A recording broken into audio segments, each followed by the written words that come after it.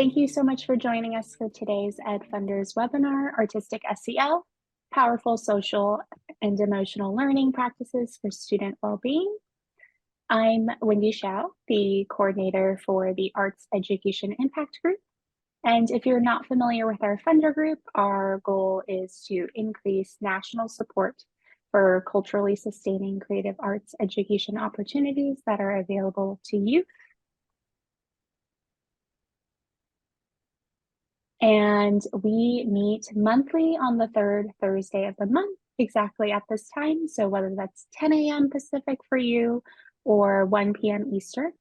And these meetings are really opportunities for shared peer learning. And they're really intended to be open and friendly and driven by funder issues that are relevant to you all. So we would love for you to attend one of our upcoming meetings if you're interested, and I'll drop the registration link in the chat. And you're also welcome to chat to me if you have any questions about our group. And now to kick it off for today's webinar, I'm going to turn it over to Wendy Lisco, who will be our moderator. Well, thank you, Wendy. I'm really thrilled to be with you all here today amongst this beautiful, eclectic group of philanthropists, nonprofit leaders, and artists who all have some interest or curiosity or belief that every child can discover their creative self, find well-being, and build critical life skills through SEL-informed arts experiences. As you said, I am Wendy Lisco, and I am wearing several hats today, and I'm the Executive Director of ArtsEd New Jersey, as well as the Center for Arts Education and Social Emotional Learning, which is housed underneath as a program of ArtsEd New Jersey, and that we'll explain why and how that happened as we go. And I really do want to thank Grantmakers in Education and the Arts Education Impact Group for inviting us to share with you today.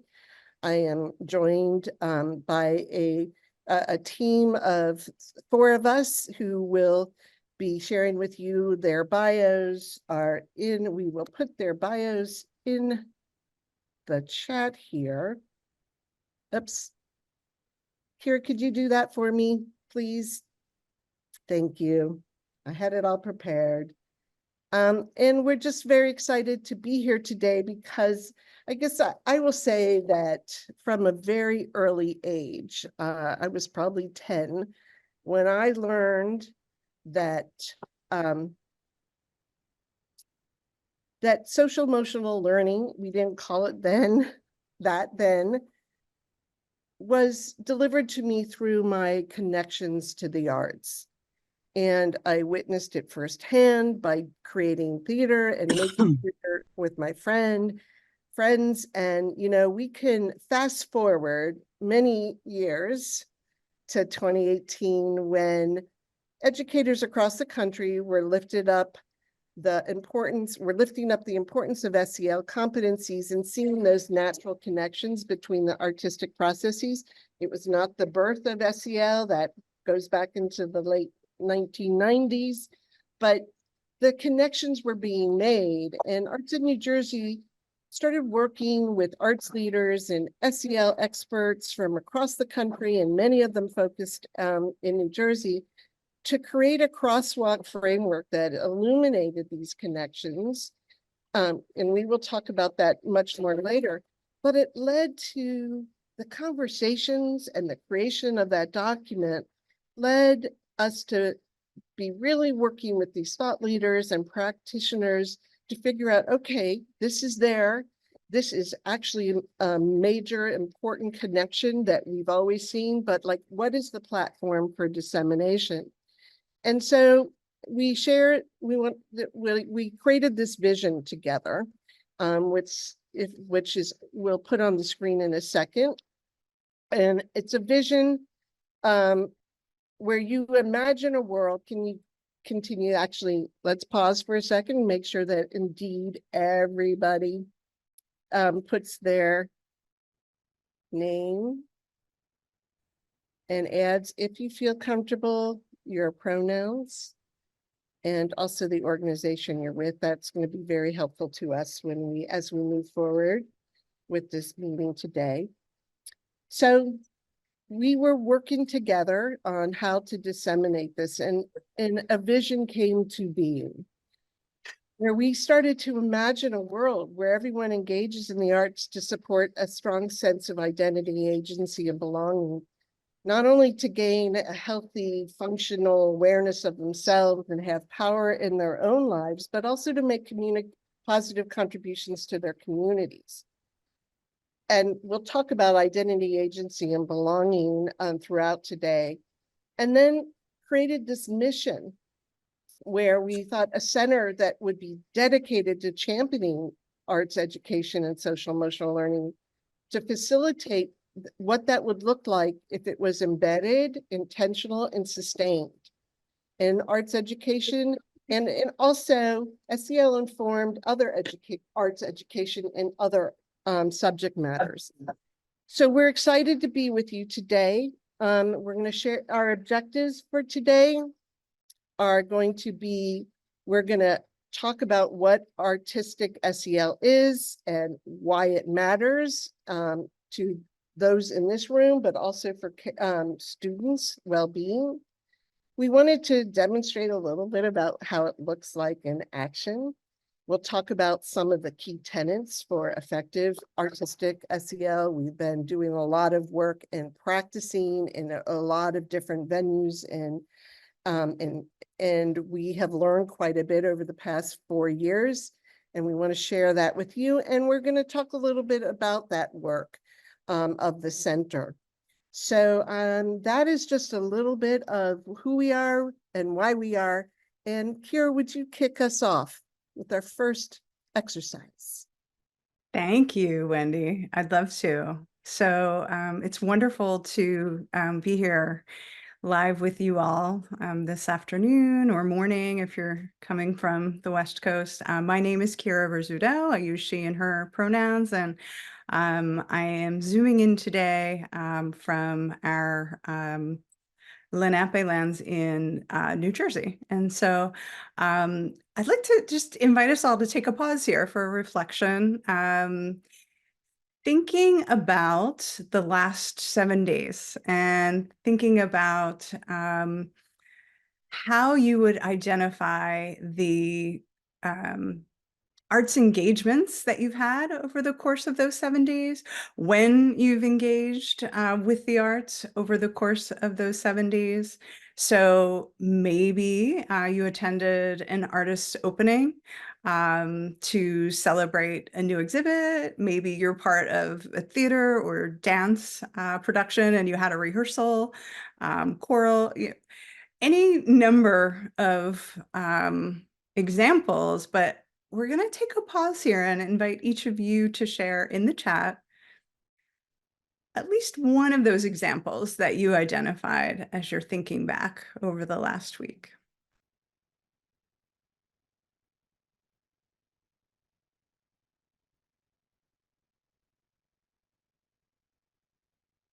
Welcome to those who are still joining us. We're inviting you to share when or how you engaged with the arts in this last week. Drop it into the chat, and we're going to use this reflection in order to spark a little deeper thinking about how this connects to arts learning and the thing that brings us here today, which is student well-being and thinking about how we lean into arts practices for our own well-being. I see here, thank you, the mention of going to 2 arts exhibits. Excellent. And someone else says, I visited a cooperative gallery in Boise, supporting visual artist Lorenzo D'Andrea with finishing 60 monoprints, as well as supporting teachers and teaching artists collaborations. Experienced the Harlem Renaissance exhibit. I'm excited about that, Portia. Listening also to an audiobook. So we're hearing different formats. Some of them are more media arts based.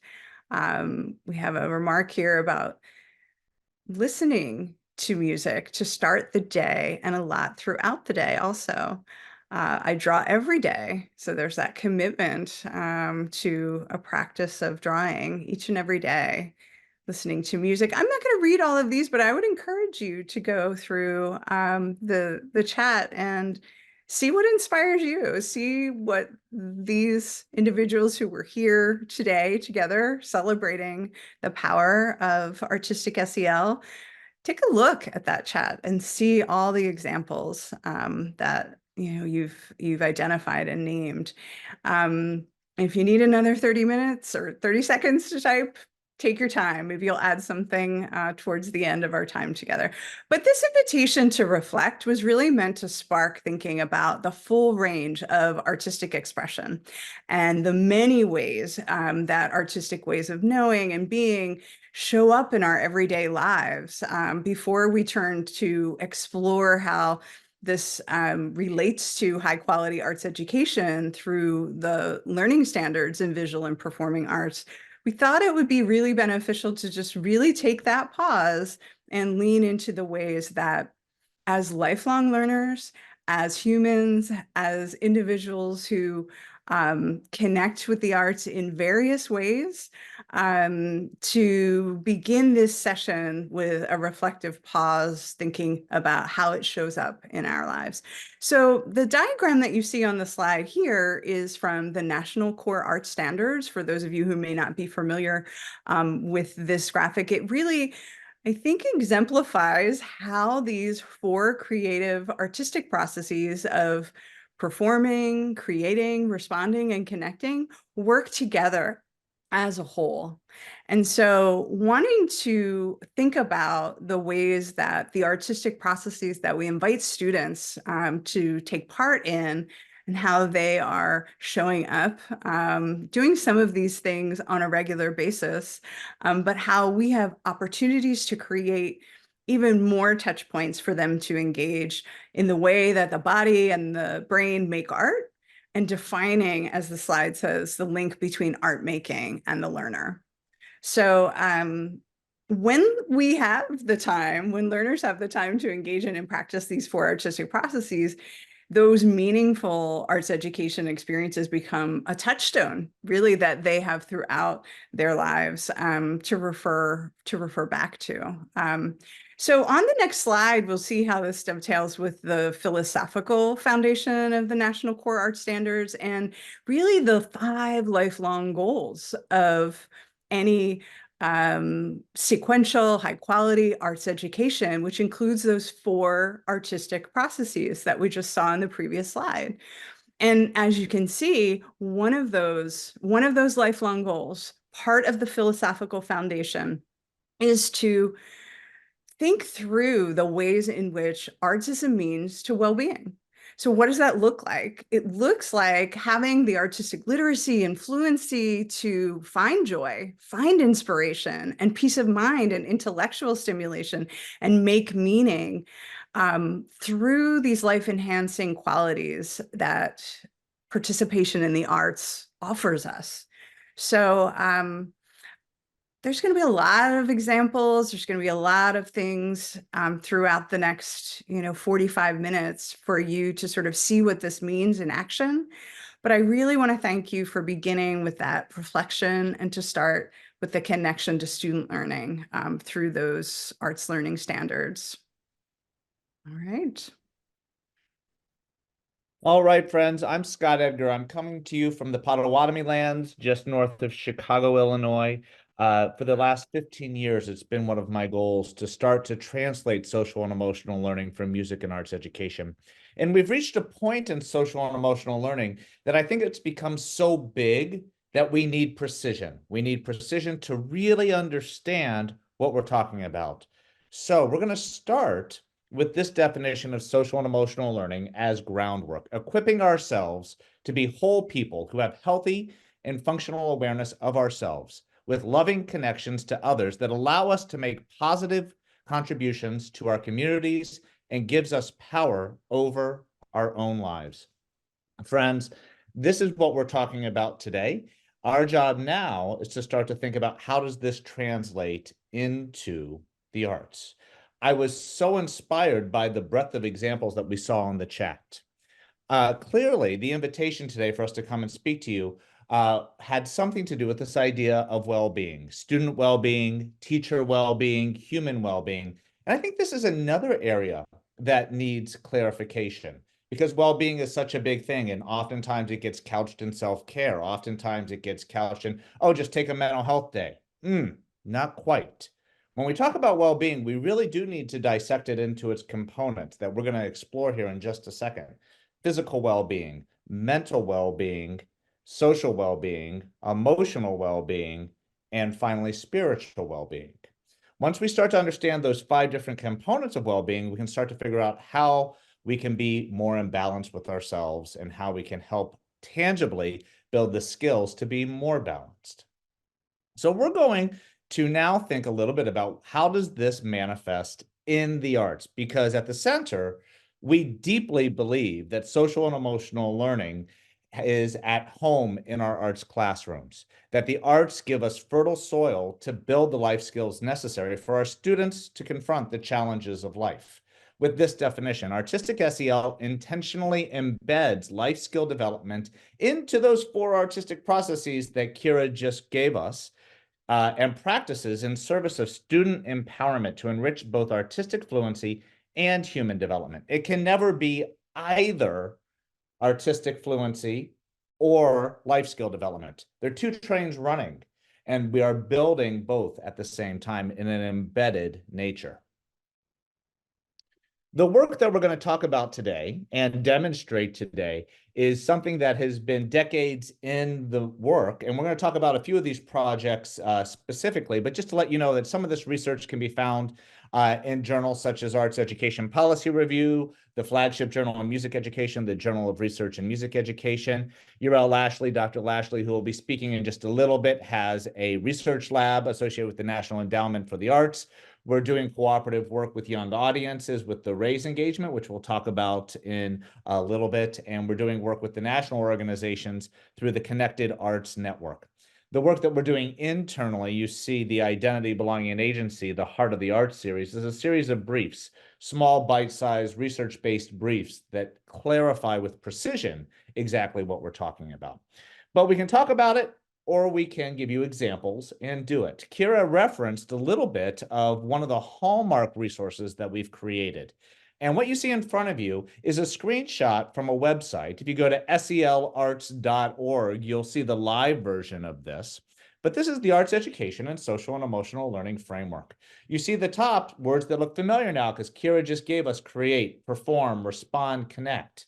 And we crosswalked these with the SEL competencies of self-awareness, self-management, social awareness, relationship skills, and responsible decision-making. Each one of these has a tangible intersection. You click on one of these boxes and it'll bring you to a space that tells us exactly what it looks like when we perform with self-management in our hearts, when we create with relationship skills in our hearts, really understanding how this looks both in the classroom, how this looks in the arts, how it looks in our communities. I highly encourage everyone to spend just a few minutes taking a look at selarts.org to learn a little bit more about this framework.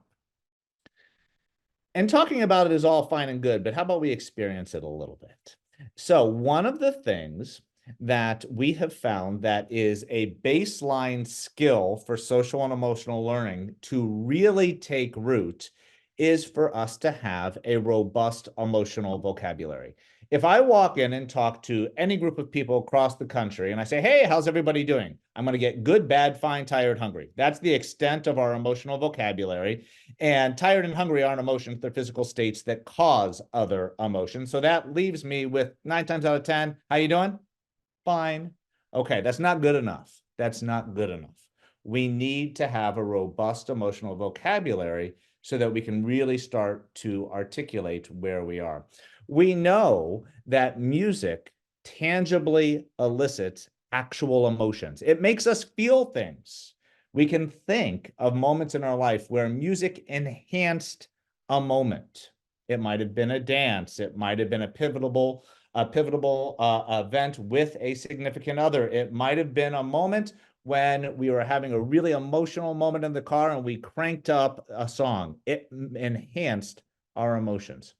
What you see in front of us is a screenshot from the Pixar film Inside Out. And for those of you who have seen Inside Out, man, they did a really good job doing their homework. They brought some psychologists along and they introduced us to 5 core emotions of joy, fear, sadness, disgust, and anger.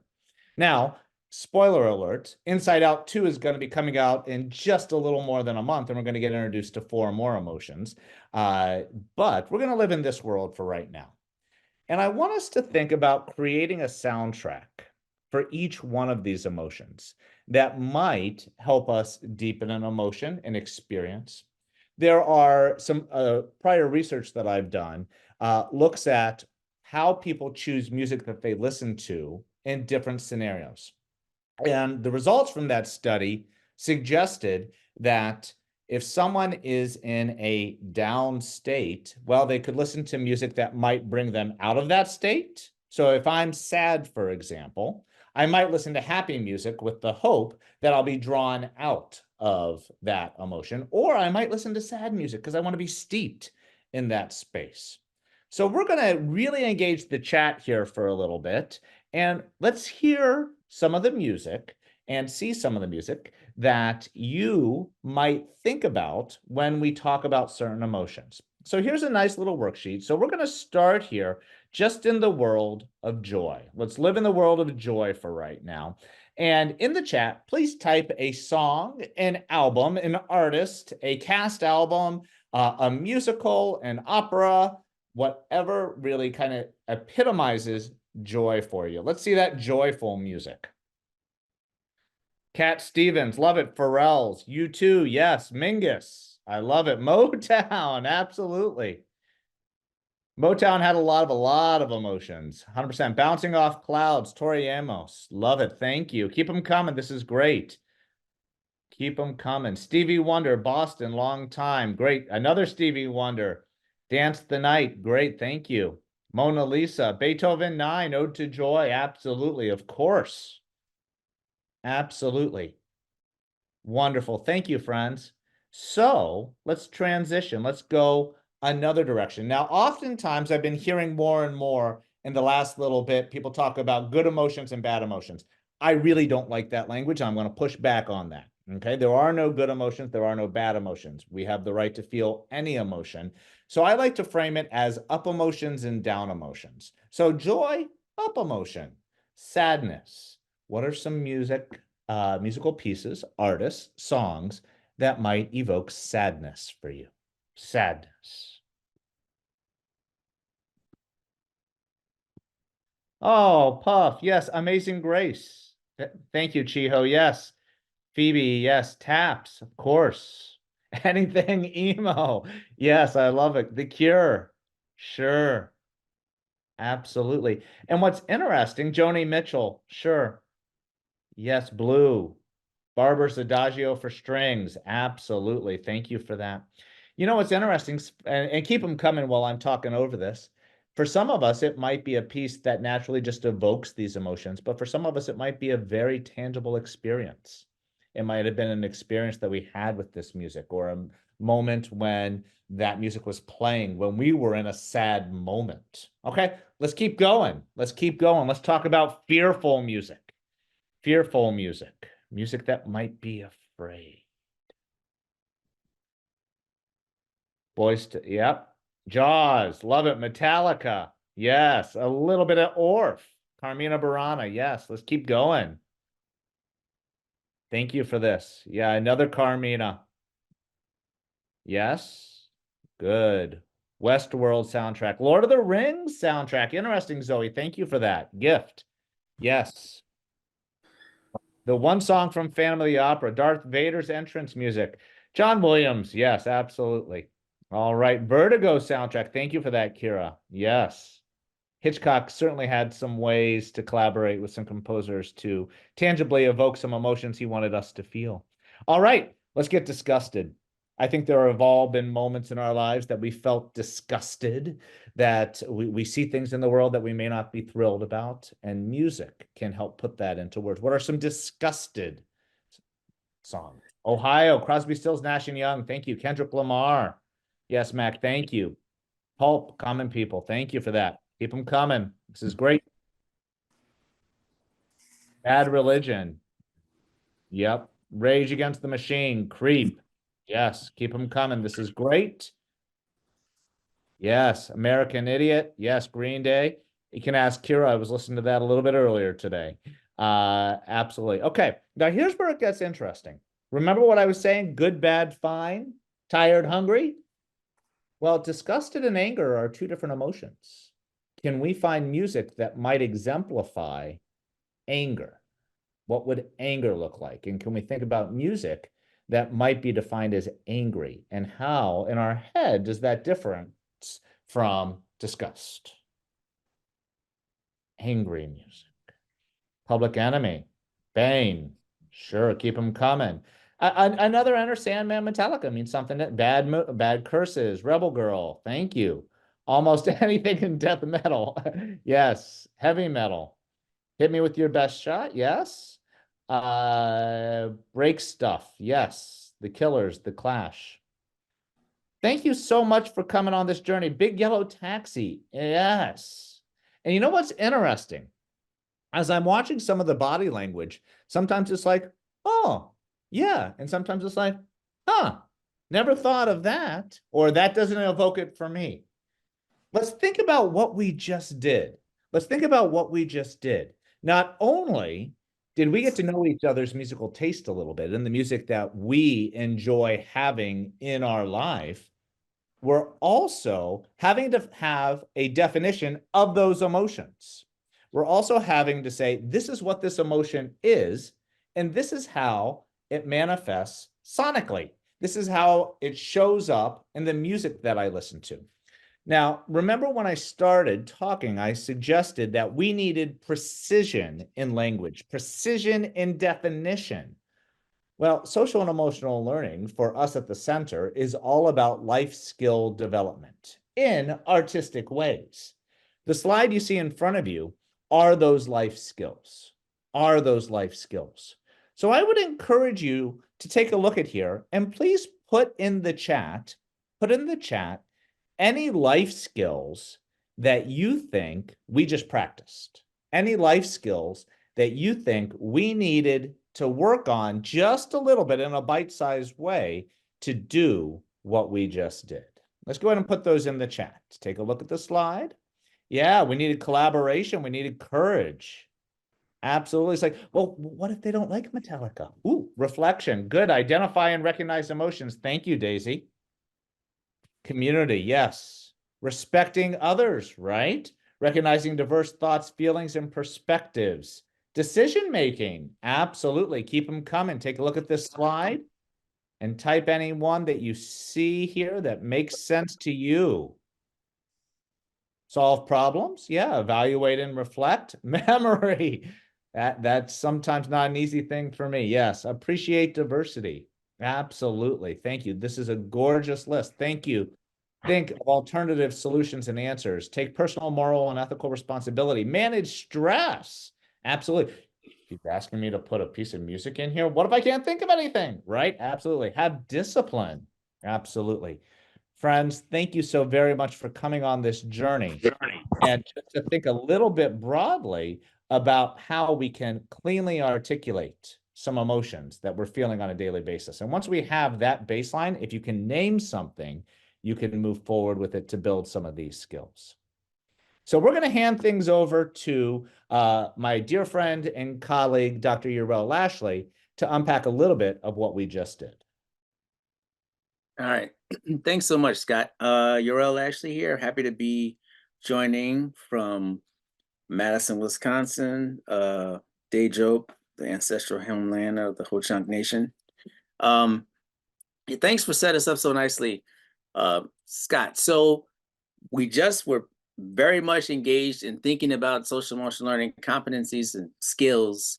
And so now we're going to look a little bit toward as Scott said, sort of unpacking that, but also thinking about examples of how this lives in the work we support with young folks, you know, and even with adult learners that we'll get to. So Scott started us off with talking about this, introducing the definition, which we have here under share understanding of just thinking about social emotional learning as equipping ourselves to be whole people who have a healthy and functional awareness of ourselves to start with, which we think of as identity, right? Knowing who we are as individuals, knowing who we are, coming from the communities that we represent and coming from the places where we feel comfortable. Then also having loving connections to others is really about belonging, and understanding that and really experiencing and feeling that there's a special space in this world just for us, and the people we care about. And then also within that definition, the idea that it allows us to make positive contributions to our communities. Well, that is the action that we can take. That's the power we have in our lives, and also about having power over our own lives, all elements of agency. So when we break down sort of the things you were just articulating on your own and that giant slide of skills Scott just shared with us, we realize that really they break down to these three major areas: identity, belonging, and agency. And these are the building blocks we think about when we try to design spaces for students to explore these things for themselves. All right, if we can move to the next slide, please. So in addition to identity, agency, belonging, sort of just as the general areas of work and experience we want to have students practice and practice as adults also, we know that that practice needs to take on certain shapes and be consistent in certain ways. And we know mainly that we think they need to be embedded, which means they really are part and parcel of all the work that we're doing. They're not additional ideas or additional things that we sort of pile on top of something else, but that we actually design activities, and lessons and experiences that have built into them these opportunities to practice and think about these skills. That this is, in fact, that in itself is an intentional act. That's about an educator or someone who's a guide in some way making a conscious effort to do this work for its own sake, not necessarily in service of maybe another academic goal or whatever, but that if you have an academic goal, you can do both things at once.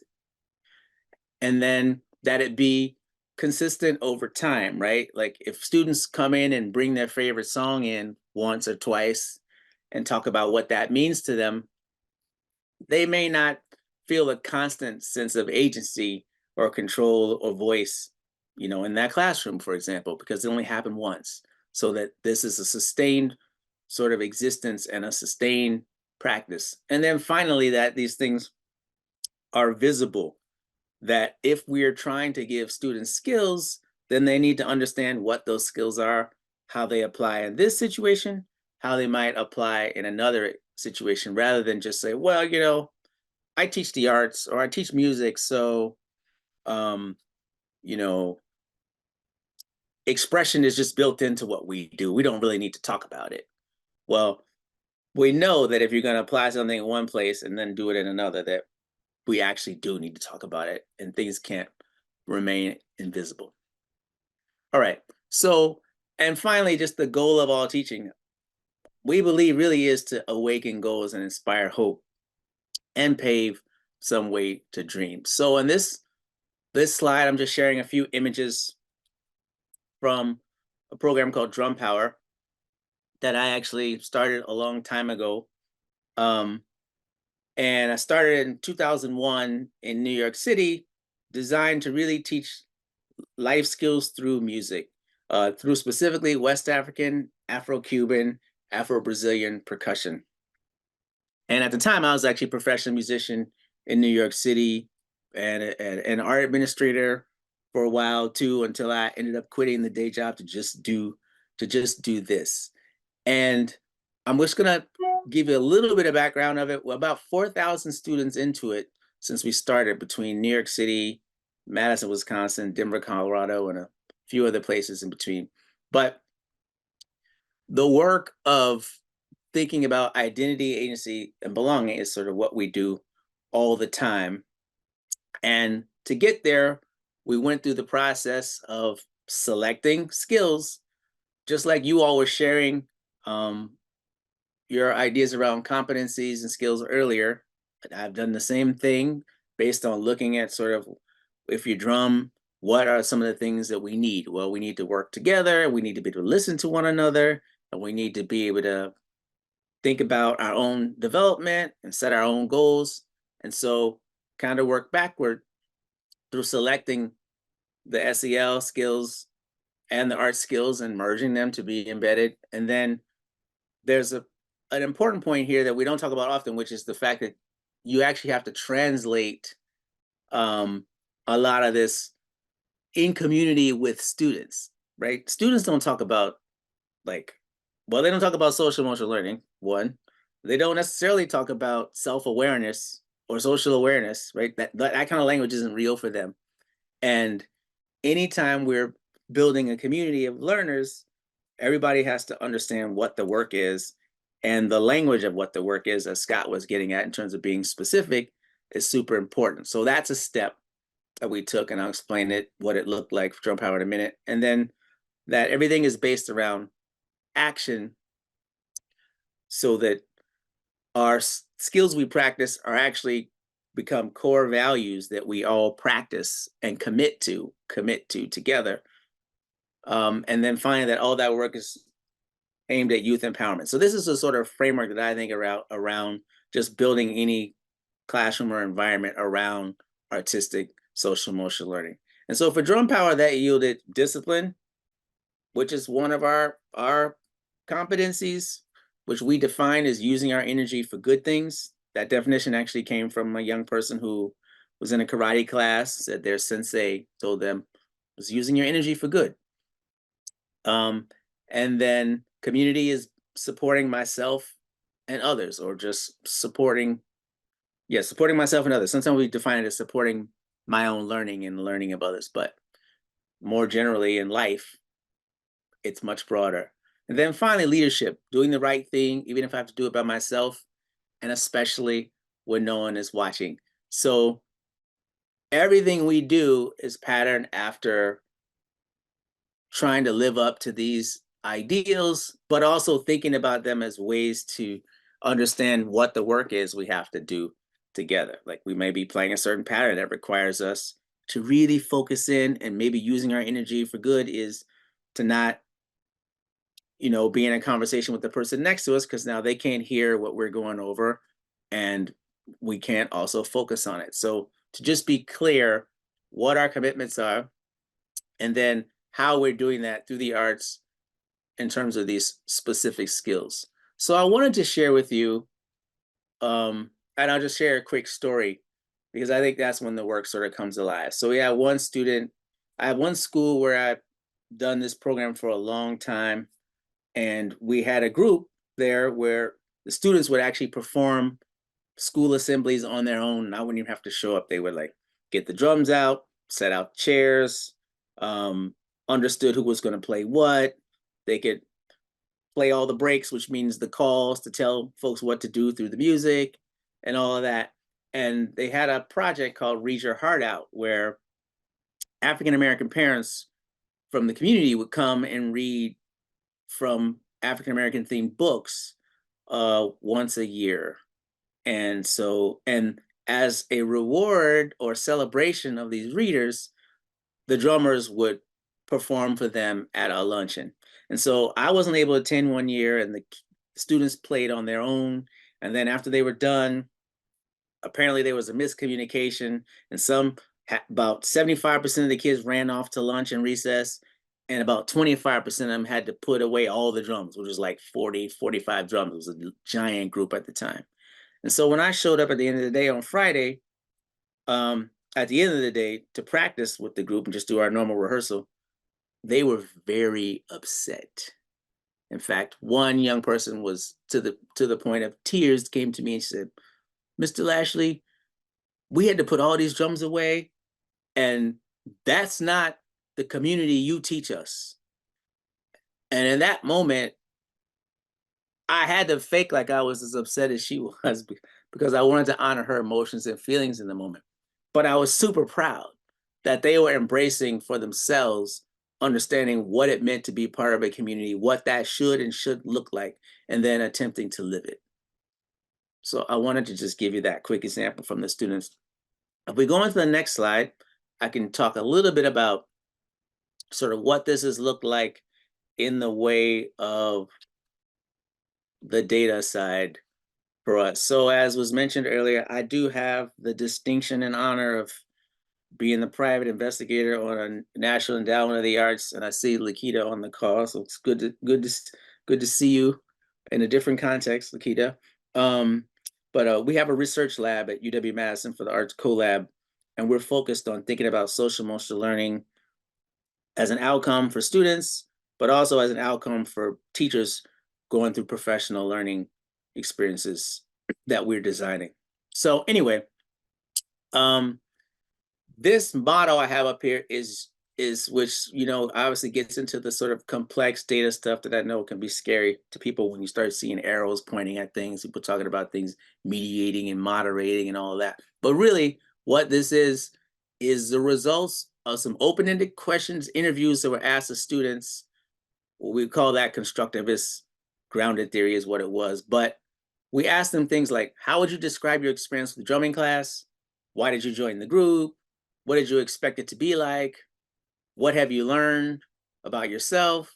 If in fact you've learned anything, what was your least favorite thing and why? Those sorts of questions. And from that, we were able to get at these four main themes that rose from all the data once we looked at it all sort of against itself and let the themes kind of bubble up. One, that they felt a feeling of feeling personally connected. We can see how that connects to belonging. Possibly we'll talk about that in a minute.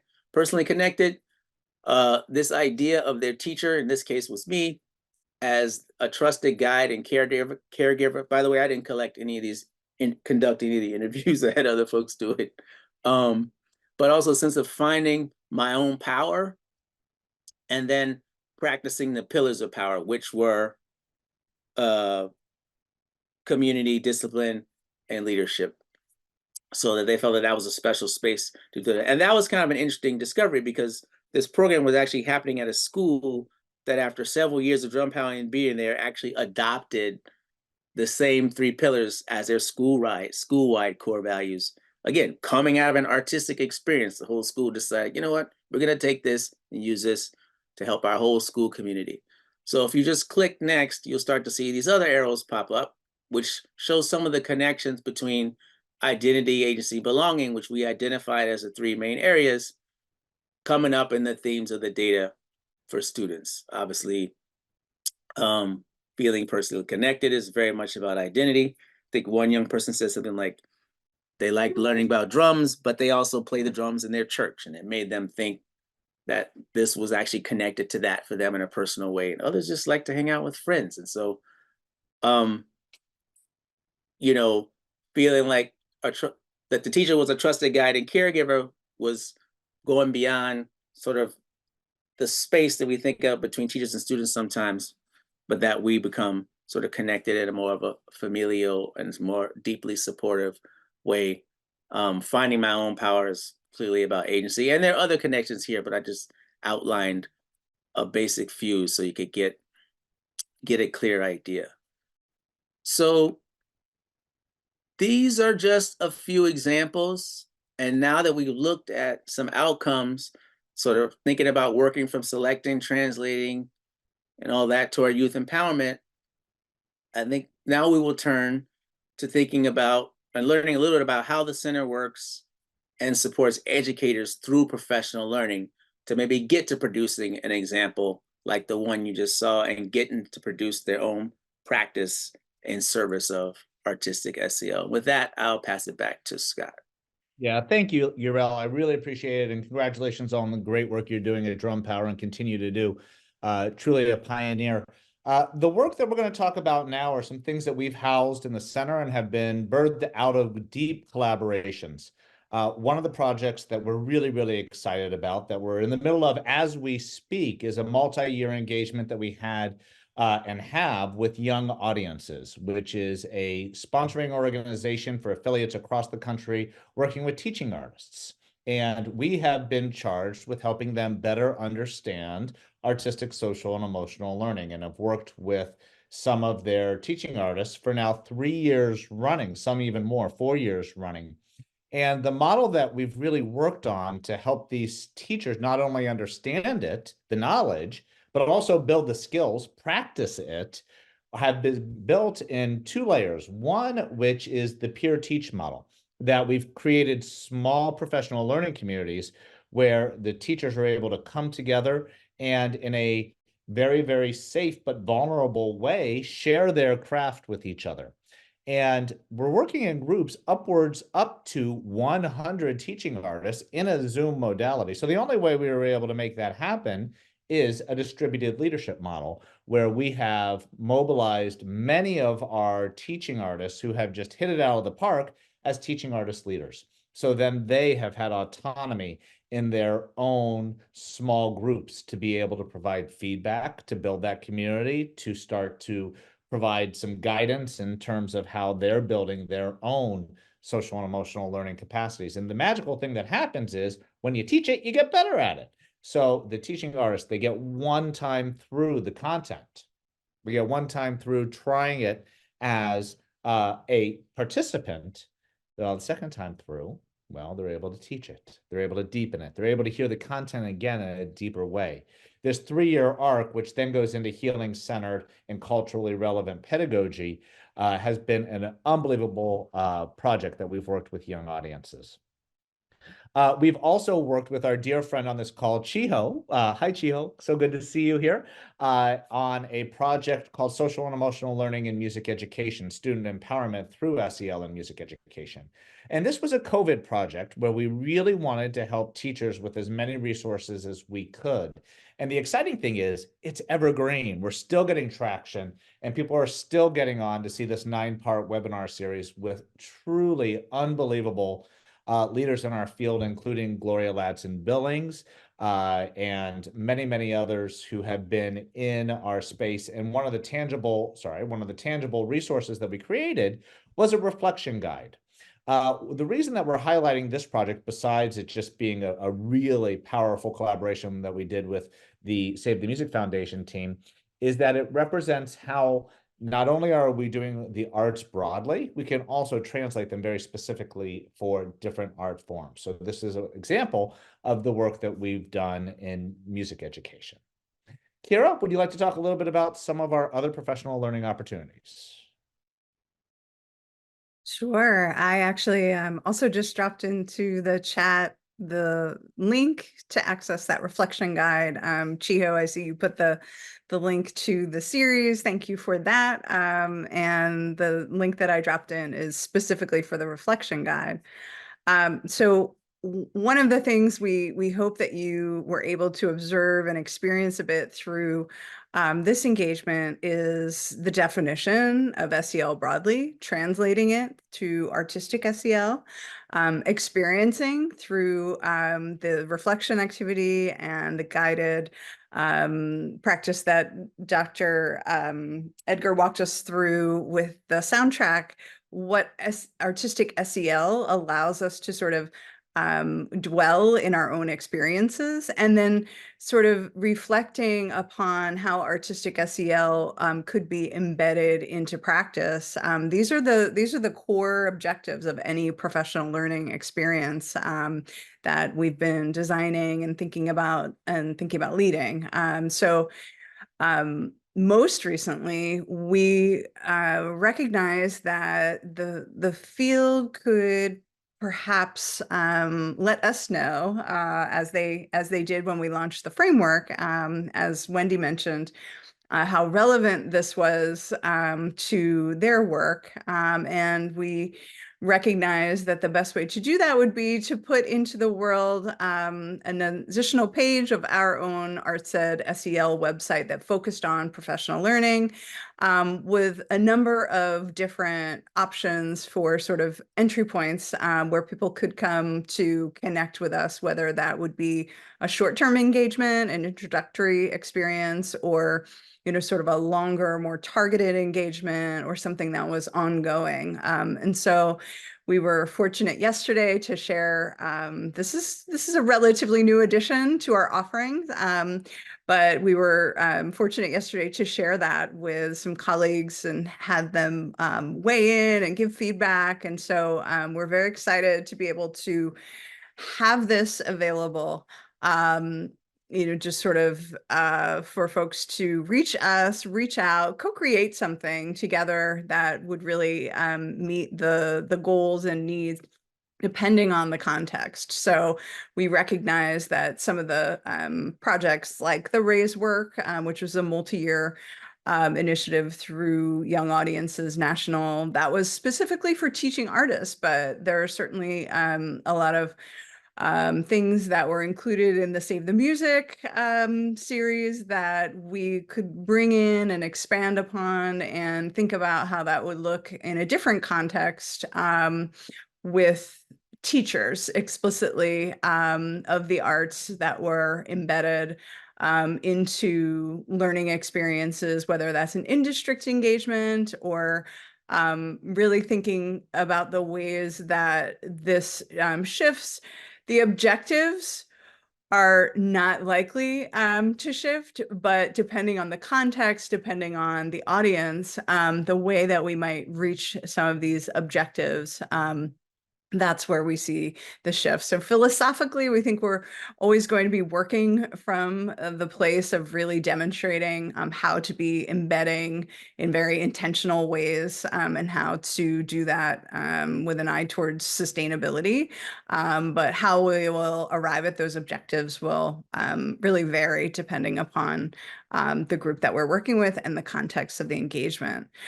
So Scott, if you could advance to the next slide, we wanted to just call out a couple of other resources very quickly. One of which is our, this is the slide that you see is the landing page of artsedsel.org.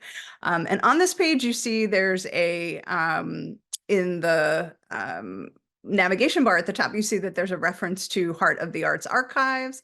A lot of the resources in this presentation today were taken directly from those Heart of the Arts briefs, and the resource section of the navigation bar where Scott, thanks, I see your your cursor there highlighting that. That's actually a database that you can search depending upon the format or sort of the topic or subtopic that you're looking to explore. If we go to the next slide, you'll see the landing page gives you sort of the cover here of the Heart of the Arts collection. And this was actually something that we put together the first 2 years that we were creating Heart of the Arts briefs.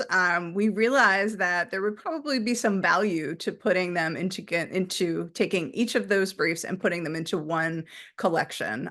So what you see here again is the cover of the Heart of the Arts briefs in the first collection, and you can download that as well from our website. So wanting to make sure that that there are some tools if you want to dig in. And as Wendy said a few moments ago in the chat, we're here and hoping that you've come with questions to really think through some of the things that are top of mind for you. So please feel free to reach out. Our emails will be on the next slide. And Wendy, I think you were gonna lead us in some Q&A, yes?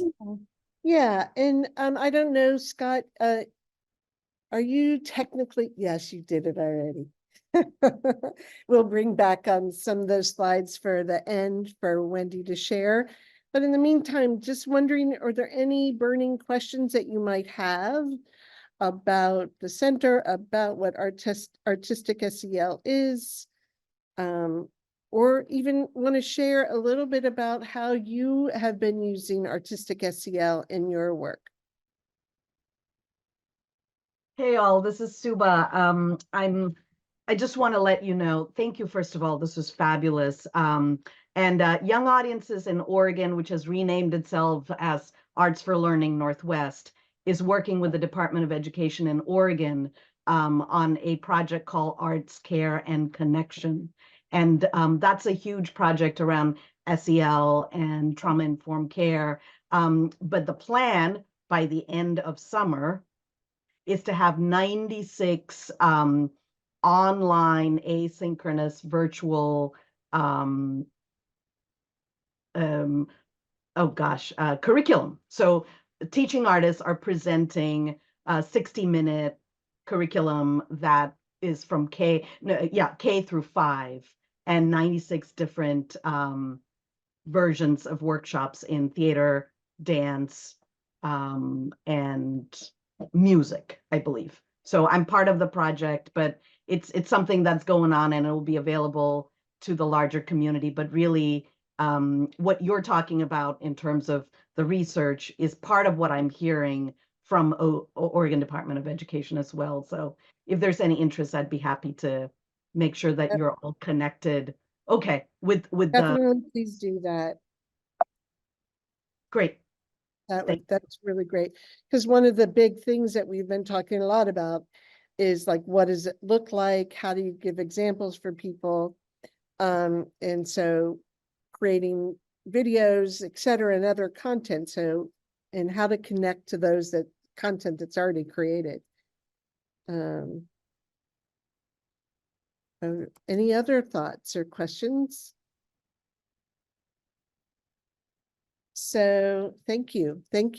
Well, let's bring back the screen. I want to make sure that Wendy and Ed Funders and the Impact Group have enough time to share out what's going on. We want to thank you for your time. And actually, yes, that's a great, and we are sharing with you here how you can reach out to any one of us. And we look forward to hearing ways that you're working on this, and if there are any ways that opportunities that we might connect to your work. Thank you so much, Wendy, Kara, Scott, and Uriel. It was fabulous hearing about your work at the center. A little bit of housekeeping before we close. This webinar is recorded, and the recording will be available within about a week. And if you don't already get Ed Funders updates, you can use this QR code or this little bit.ly link to access that. And Scott, can you advance? Thank you. And in terms of programs and other webinars from Ed Funders, tomorrow you can join the OST Impact Group for their youth mental health webinar. And then in June, there is additional programming as well. And you can find the full calendar using the QR code. Well, and that's it from me. So thank you all again for joining us. If you have any additional questions, feel free to reach out to the speakers, as well as for the Arts Education Impact Group. You are more than welcome to reach out to me if you have any questions about our group. So thank you, and have a wonderful rest of your day.